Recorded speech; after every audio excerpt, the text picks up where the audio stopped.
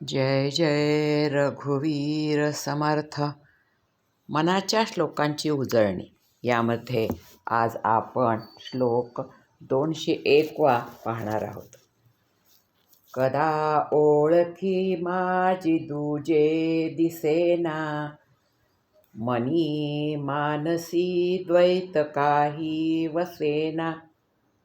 बहुता दिसा आपुली भेटी झाली, विदेहीपणे सर्व काया निवाली. जय जय रघुवीर समर्थ. साधकाला आत्मज्ञान प्राप्त झाल्यानंतर जी अवस्था प्राप्त होते त्याचं वर्णन समर्थांनी या श्लोकात केलेलं आहे.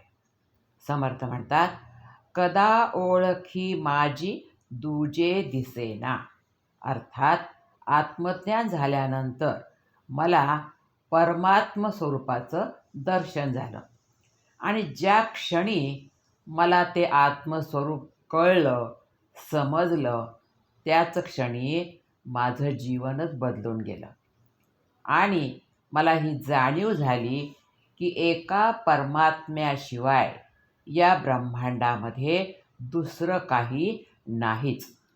तेच परमात्म स्वरूप जे माझ्यात आहे ते ब्रह्मांडातही प्रत्येकामध्ये भरलेलं आहे. जळी स्थळी काष्टी पाषाणी सर्वत्र तेच परमात्म स्वरूप भरलेलं आहे. आता माझ्या मनामध्ये कुणाबद्दलही चुकूनही दुजा भाव अन्य भाव निर्माणच होत नाही. म्हणूनच समर्थ म्हणतात, मनी मानसी द्वैत काही दिसेना. एकदा मला समजलं की ते परमात्म स्वरूप सर्वत्र भरलेलं आहे, तर माझ्या मनातील द्वैत भावना भेदभावना नाहीशी झाली.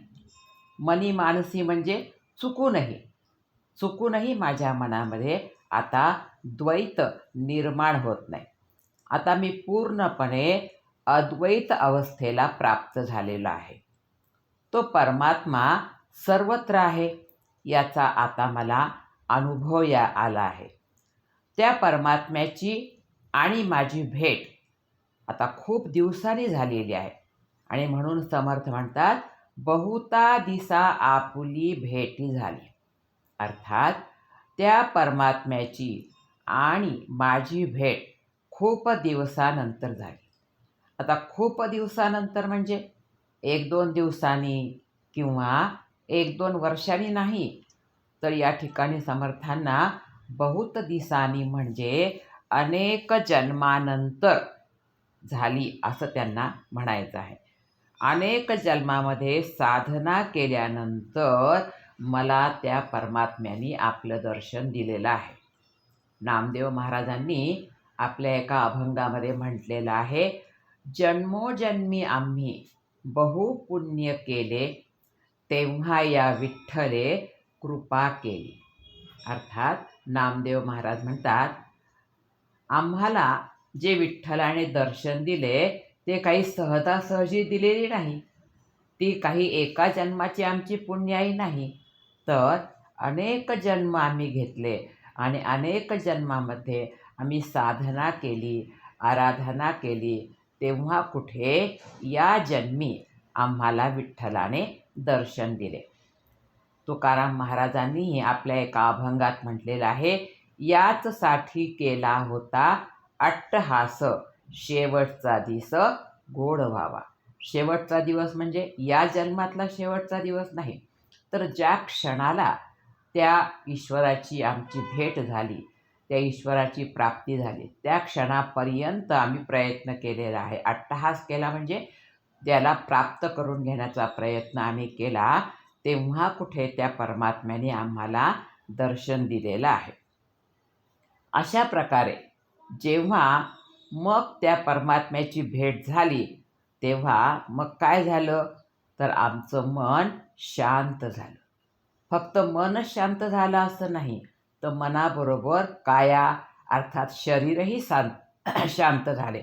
म्हणून समर्थ म्हणतात, विदेहीपणे सर्व काया निवाली.